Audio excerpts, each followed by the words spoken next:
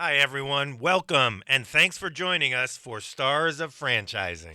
Get ready for a roller coaster ride through the world of franchising as we bring you the best stories of inspiration and entrepreneurial grit and turning dreams into franchise realities. That's right, Vinny. From emerging to global brands, we'll chat with the genius minds behind the magic.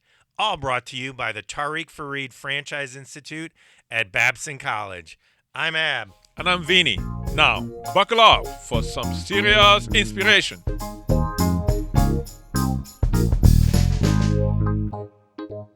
We're really delighted to have Ramzi Daklouche here from Edible Brands. Super excited and look forward to our conversation with him today, bringing unique perspectives to the world of franchising and entrepreneurship. Welcome, Ramzi.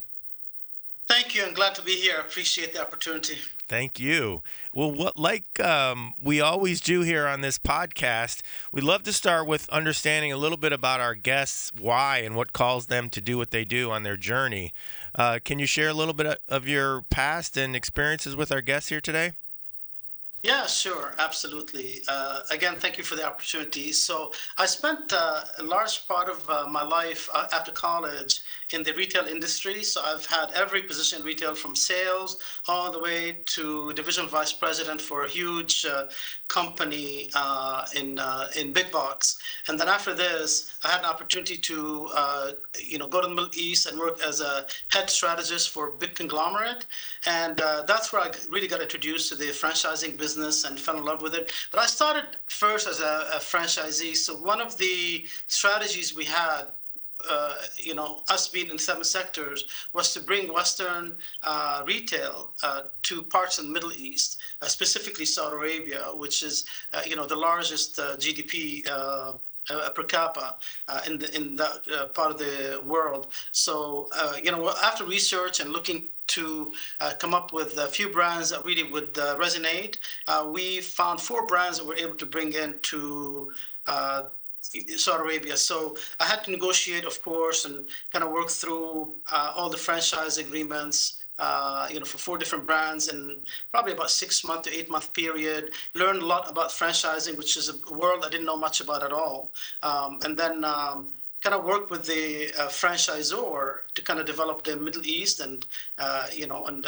open up locations with them in the Middle East. So that really kind of made it very interesting because though you have a system behind you, which is a big conglomerate company helping you, if it's a Western company, the cool thing is really locally you have to kind of make it adapt locally. So learned a lot about that.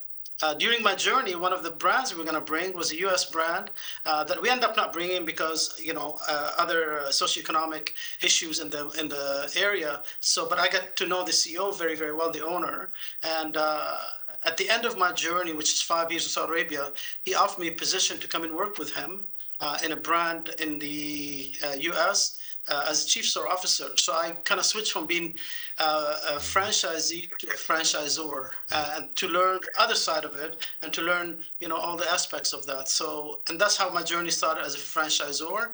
And also, right now, I like the franchising business so much that my wife and I also franchise a completely different brand away from Edible and other brands that we've been in for about 2.5 years very successfully. Great. Well, before I kick it to Vinny, I'm just curious what brand that is that you and your wife are invested on as a franchisee. Sure. Yeah, so we had to find a brand that sustainable during COVID because that's when really we decided to do this. It's Mhm. probably not the smartest thing to do, but it was Postnet, which is Yeah. kind of like if you put FedEx and Hmm. UPS together, you end up with Postnet. What I like about them is the ability to kind of set our own strategy for the business, Hmm. grow the business. We want to grow it without four-wall control from the franchisor. Great. Wow. Ramzi, thanks again. I want to start off just listening to your story, listening to your why, and for someone who have seen both sides of the equation.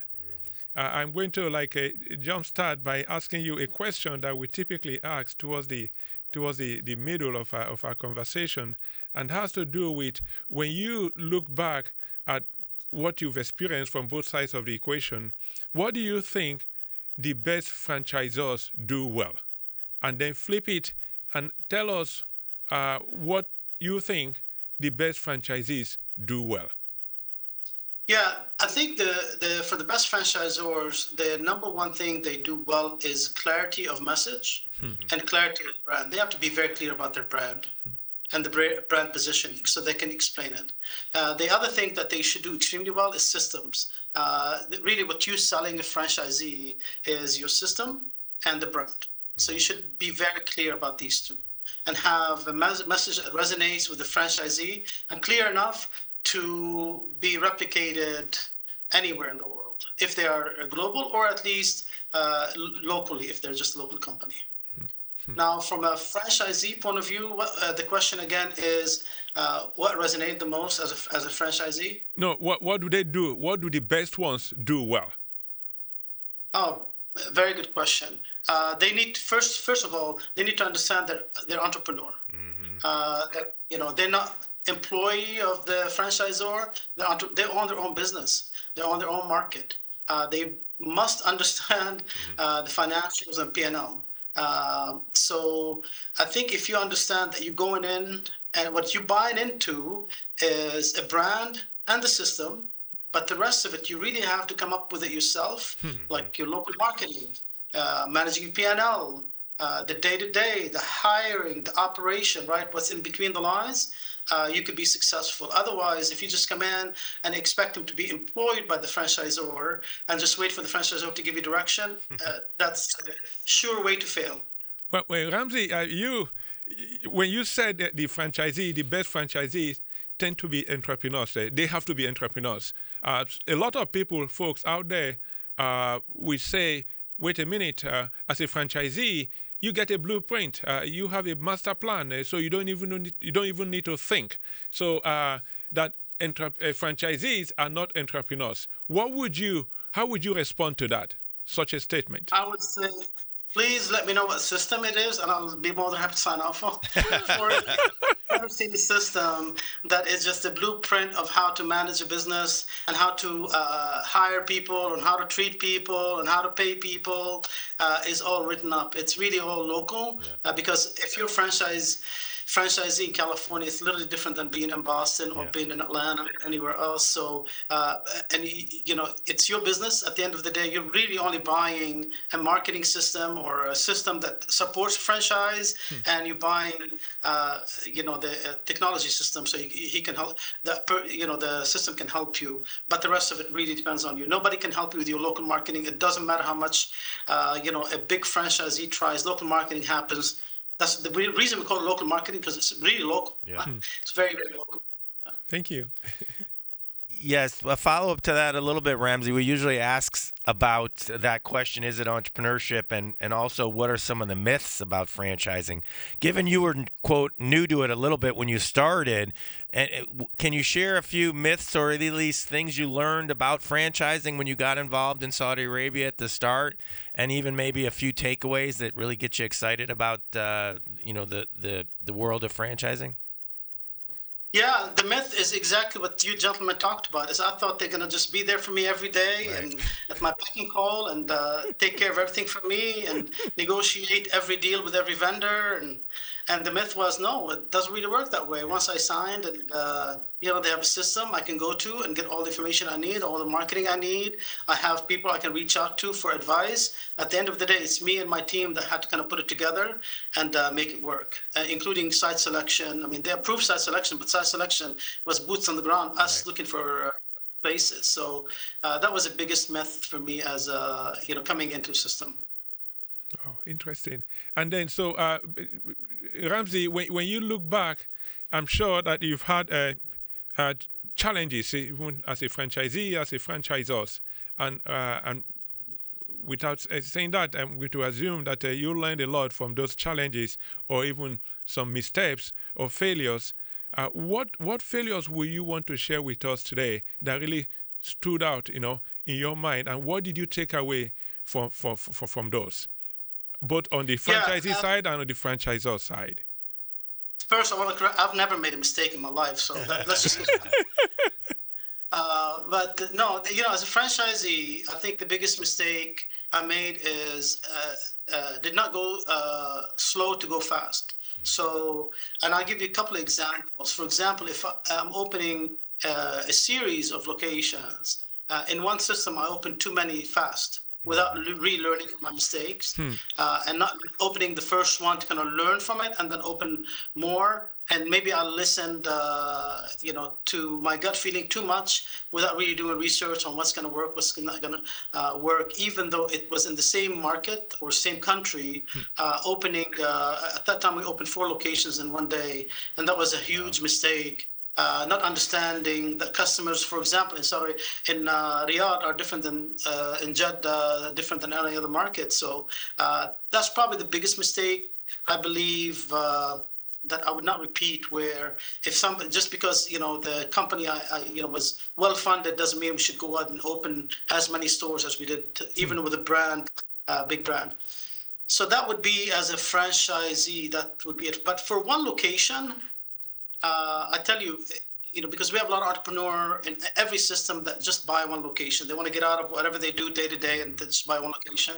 Is they get entrenched in the working in the business. So from day one, they become operators of the business instead of being working on the business, which is administrators of the business. And that's a big mistake. They don't invest enough upfront to make sure they have the proper marketing, the proper training, the proper systems in place. So they end up in what we call in our business, making the arrangement instead of managing the arrangement, managing the customers, bringing customers inside the building. And once they start with that, it's very hard to get out of that. You kind of find yourself in the whirlwind of doing the daily operation. So you end up making the arrangements or making the pizza or whatever it is, and not focused on working on the business. How do I grow the business? How do I manage the big picture? How do I bring customers in? What about marketing? What about my P&L? So all this gets missed because they get in the soup instead of making somebody else make the soup. Wow. The best franchisees I've seen, they never make an arrangement. They never make an arrangement. They don't get involved in the day-to-day. They just manage from out looking in.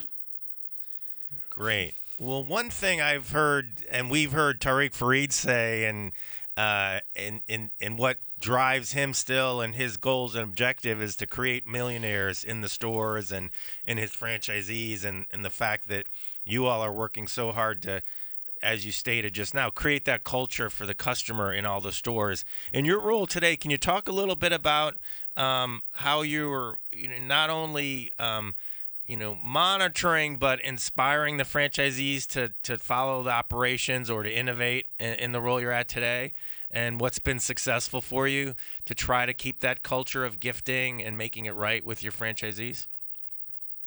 Yeah, so our number one objective in any franchising is making sure that we take care of the franchisee, the customer, but also the store itself. So make sure stores are successful, because as franchisees, as you know, they sell their business, another person comes in. So you want to make sure the market is successful.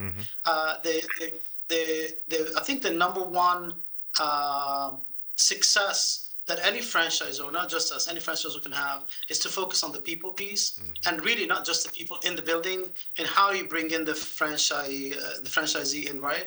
So make sure your selection is top notch, because it doesn't matter what systems you have in place, you really have to have good selection. I think this is the biggest pitfall for any new franchising system is a selection. For us, really is also with the amount of competition we have in our category, is finding, always finding other revenue streams that, the franchisee can benefit from. Like we just introduced third party to our system, which about 2 months ago, extremely successfully with Uber and DoorDash. And that's really, it's a customer that we really didn't have before, or didn't really shop us. These are millennials and Gen Zs that really didn't know about the brand as much, and now they're finding out more and more about the brand. So, again, finding revenue streams. The other thing best franchisees do is innovate. So whenever you can't, I mean, think of the chicken sandwich, right? I mean, if you kind of see the journey of the chicken sandwich in the past 7 years, a lot of brands came up with the chicken sandwich. A lot of franchise companies started because of the sandwich as well. However, the sustainability of that brand will be based on how do you reinvent yourself at every turn, right? How do you introduce your customer to new product that they love? and make them customers for life. So these probably are the biggest learnings I have for any franchising system looking to grow and develop and to support the franchising. The what the franchisee wants from you and what ails every pain they have is revenue. Yeah. Sales. So once you deliver sales, the rest of it is solvable, right? Because if as you know, on a P&L, everything is based on sales. So you want to make sure you solve the sales problem. So thanks, Ramzi. Ramzi, let's take a little bit of move up to another interesting area, which has to do with the relationship between franchisees and franchisors. What would you say are the factors that make for a great relationship between those two set of people or entities? That's a very, very good question. The franchisee and franchisor need to understand that the relationship between them is a business relationship first and foremost. You're buying a system, you're signing on the dotted line to buy, a franchise agreement, a system to help you be a better entrepreneur. I think this is the first myth and misunderstanding of what a franchising is. It's buying a business, a system from a franchisor to help you, develop your dreams of being entrepreneurship. That's number one. The other one is really clarity between the franchisee and franchisor. So going back to your first question, it is does the franchisor understand their value proposition and can articulate that value proposition and really continue to develop that value proposition? And do they have the system in place to support that, or to support the brand? So that's from a franchisee, from franchisor point of view. From franchisee, you bought into a system, follow it. Yeah. Just follow the system. If you try to invent the system and say, you know what, I know we're doing fruit as our gifting, but what about French fries? I'm going to start selling French fries today. That's really not going to line up with a brand. And for that, for these people that are innovators like this, they really don't need to be in the franchising business. They just need to kind of build their own concept and move to franchising a business themselves. So clarity between both, from a franchisee point of view, what I bought into, and it's a business, so I have to drive a business and run a business as an entrepreneur. And for the franchisor, really, it's the clarity of the message and making sure your system track with what the franchise system is looking for. And then, so Ramzi, if you look at, based on what you've seen so far, one thing is what the expectations are on both sides. But could you speak to what type of collaboration could also take place in, for instance, are there situations that you've seen where franchisees are actually helping the franchisors to innovate, and also vice versa? And how do they take the insights or maybe those innovations and just scale it across the entire system of franchisees? Yeah, I think this is your biggest lab. I mean, for franchisee, your biggest lab is for franchisor, your biggest lab is the franchisee. And that's how really we learn most of our ideas. Actually, a lot of them should come from the field and what the field sees, right? I mean, a lot of examples of, what happens in our industry really, besides based on the customer, is also based on what the franchisee sees. The franchisee's relationship at that point is to kind of prove that lab, right? To prove that whatever new concept they want to come up with, or new arrangement for us, or new platter, whatever it is, really works, and kind of be able to justify it, from financial and operation, and cost, of course, to make sure it works. So, but these lines should always be open. And also, like, we have focus groups for innovation, especially. We have a focus group with a bunch of franchisees, and they change on a regular basis to make sure that there's collaboration between both, up to and including, for example, we have one franchisee in West Virginia has done an incredible amount of business with the government.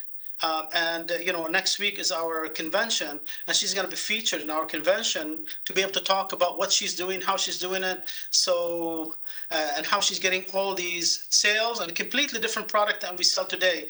It's not a different product; it's different way of showing the product for school kids, for example. So we learn, and you have to scale it in a way where if it's scalable without the interference of the franchisee, franchisor, you do that. In this case, the franchisor doesn't really play a big role in it. We just make sure the other franchisees learn about it, and we help them scale it. Other times we have to kind of take it to our labs and test it and see if it's feasible, operational, and something we can roll out to the system. Interesting.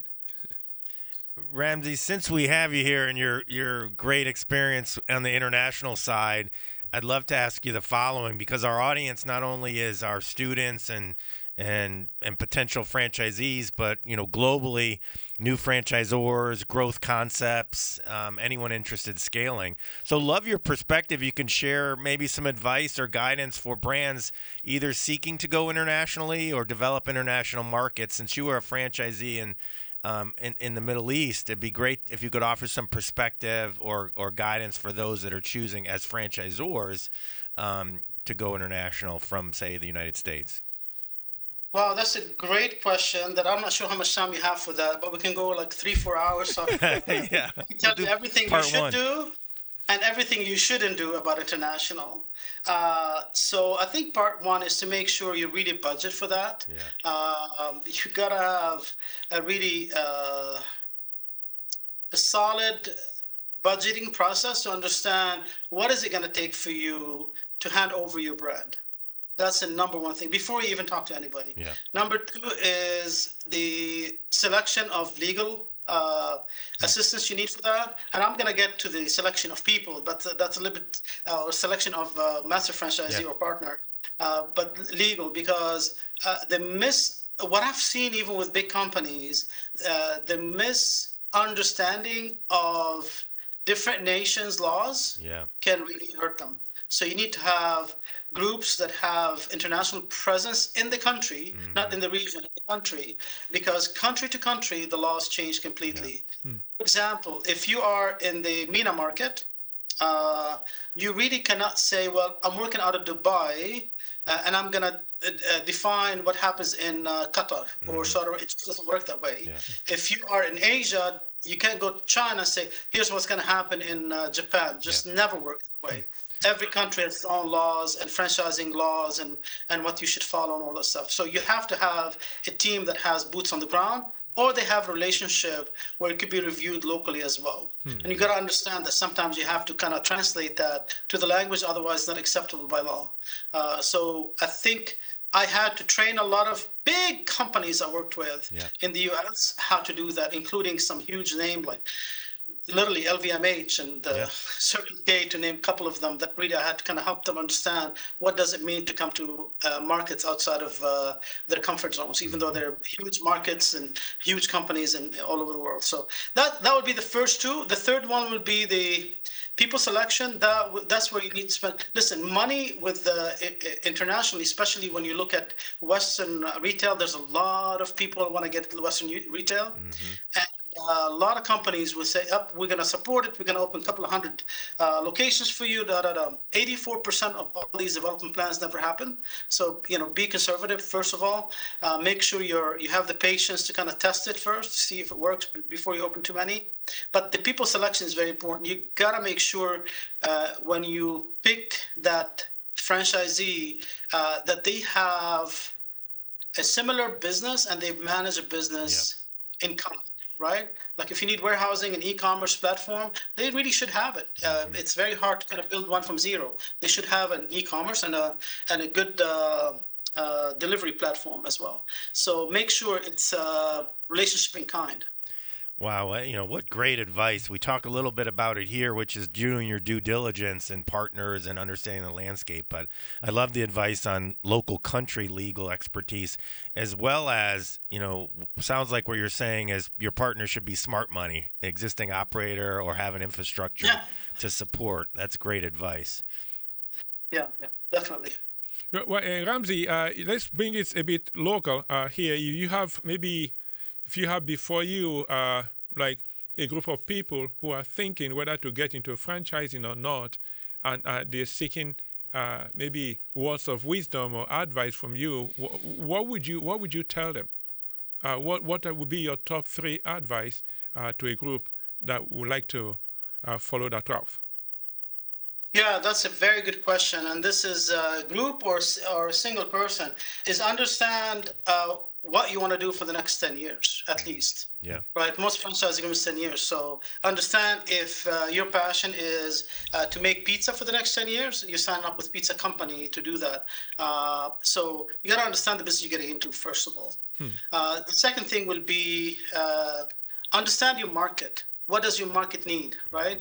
So just because you want to get into the chicken sandwich business and you are in Middle Tennessee and you understand that nobody's going to buy you chicken sandwich because you just can't compete with what's local in Tennessee, for example, probably bad business decision, right? So understand your market. So first, I would say understand what you want to do for the next 10 years. Understand your market. Third, understand the franchisor you're gonna marry for 10 years, right? It's really a marriage. It's a relationship for 10 years. It's bound by law, by franchise agreement. So by understanding franchisor, that means understand the franchise agreement, what's expected of you, how much it's going to cost you, what are the royalty fees on it, what are the marketing fees, and make sure you build yourself a good, a business plan that can support that. And you can see it on paper that it's sustainable and doable. And the last advice is when you get into one, talk to other franchisees. Yeah. Discuss. Very important to kind of do your homework. I see a lot of people, and I did this probably the same thing, where we didn't do the homework hard enough to kind of understand what are the pain points. You don't want to do it enough to talk yourself out of it, but do it enough to say, well, there's little smoke. I don't want to be in that fire. Yeah. Or it sounds like it's a great thing to do, and let's go and jump in and do it. Right? So you can alleviate 10 years of pain if you just do a little bit of homework. Well, sorry, Rams, before I pass it over to Ab, if you look at trends, name it, any trends in the world today, which trend would you say will likely shape the future of franchising the most? Well, edible, definitely. I mean, just doing gifting. Really, the trends right now are companies that understand omni-channels and have delivery systems that can really reach customers where the customers want to be.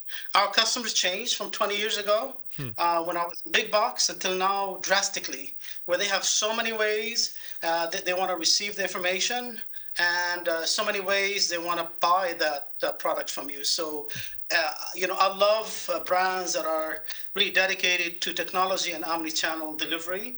That understand the customer is not the same, with loyalty as it used to be before, and you got to really be able to meet them. So convenience is very important when you talk about omni-channel.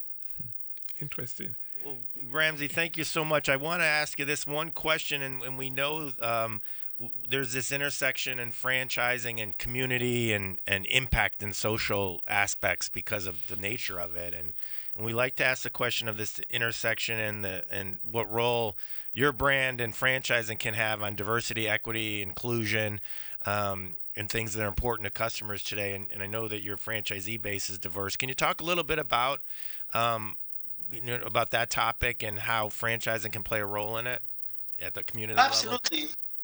Absolutely, especially with a brand as developed as Edible is. When you look at diversity, we try extremely hard to make sure that we bring in franchisees from that market itself, right? I mean, we are, for largely single unit franchisees. So we want to make sure that people that are, asking for franchising out from the market, we want them to be part of the community, understand their chamber, understand their churches, understand their mosques or synagogues, know people in that market, so they have influence on that, right? And they're hiring from that market as well. I really To bring in somebody from the outside that just want to buy like a state in our business is just not sustainable, not workable at all, because it's really very personal relationship between you and the customer.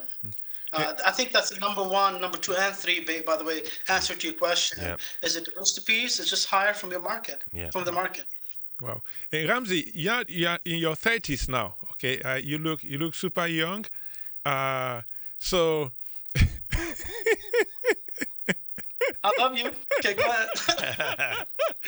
So Ramzi, if you look at what the world of franchising has taught you, or what you've learned navigating this world of franchising, what is one thing that franchising taught you that you think everybody at some point in their life should know?